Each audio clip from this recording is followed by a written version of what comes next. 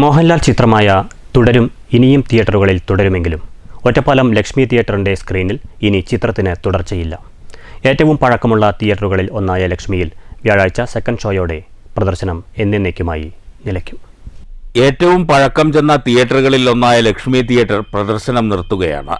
വ്യാഴാഴ്ച രാത്രിയിലെ തുടരും, നരിവേട്ട എന്നീ സിനിമകളുടെ സെക്കൻഡ് ഷോയോടെ തിയേറ്ററിൽ നിന്നുള്ള ശബ്ദവും വെളിച്ചവും നിലയ്ക്കും.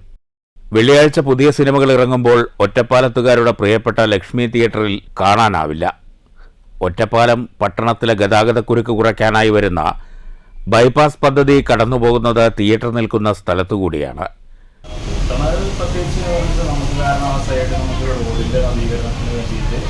ഒരു 5-8 സെന്റ് സ്ഥലം നമുക്ക് പോകും. അതായത് ഫ്രണ്ടേജ്, പാർക്കിംഗ് ഒരു വലിയൊരു വിഷയമാണ്.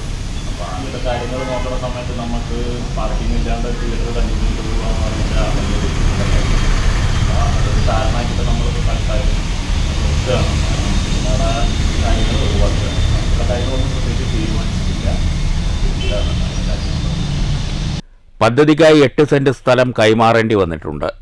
ഇതോടെ തിയേറ്ററിൻ്റെ കാർ പാർക്കിംഗ് ഏരിയ നഷ്ടമാകുമെന്നും പാർക്കിങ്ങിന് സ്ഥലമില്ലാതെ തിയേറ്ററിന് പ്രവർത്തിക്കാനാകില്ലെന്നുമാണ് തിയേറ്റർ ഉടമ PN ജയശങ്കർ പറയുന്നത്.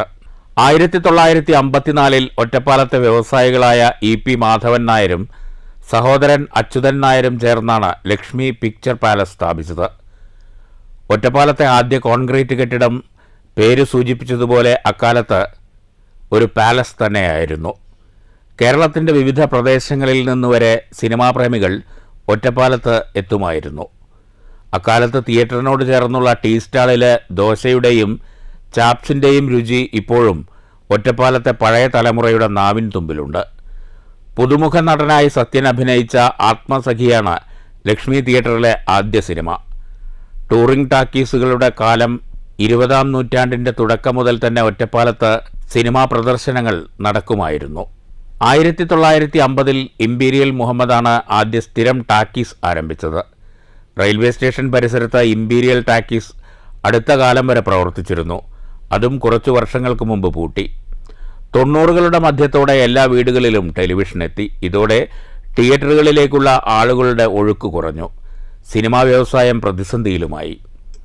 ഇമ്പീരിയലിന് പുറമെ വാണിയംകുളം, ലക്കിടി, അമ്പലപ്പാറ തുടങ്ങി സമീപ ഗ്രാമങ്ങളിൽ ആരംഭിച്ച ടാക്കീസുകളും അടച്ചുപൂട്ടി.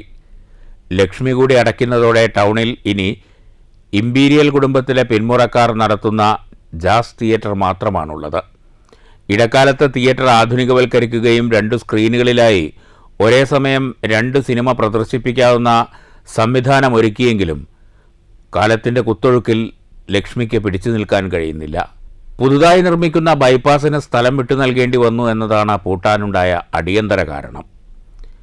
ഒറ്റപ്പാലത്തിന് വ്യാവസായിക മാനങ്ങൾ നൽകിയ EP ബ്രദേഴ്സിൻ്റെ അമ്മ ലക്ഷ്മിയും തിയേറ്ററിനൊപ്പം ഓർമ്മകളിലേക്ക് മായുകയാണ്. മമ്മൂട്ടി, മോഹൻലാൽ, സുരേഷ് ഗോപി, ജയറാം, ദിലീപ് തുടങ്ങി ഒറ്റപ്പാലത്ത് ചിത്രീകരണത്തിനെത്തിയ പ്രമുഖ നടന്മാരെല്ലാം ഇവിടെ സിനിമ കാണാൻ വന്നിട്ടുണ്ട്. 1974 ഷൊർണൂർ സ്വദേശി PK രാജന് തിയേറ്റർ കൈമാറി. എന്നാൽ ലക്ഷ്മി എന്ന പേര് നിലനിർത്തി രാജൻ്റെ മകൾ കയറാട്ട് ബീനയും ഭർത്താവ് PN ജയശങ്കറും ഇക്കാലമത്രയും തിയേറ്റർ നടത്തിപ്പോന്നു.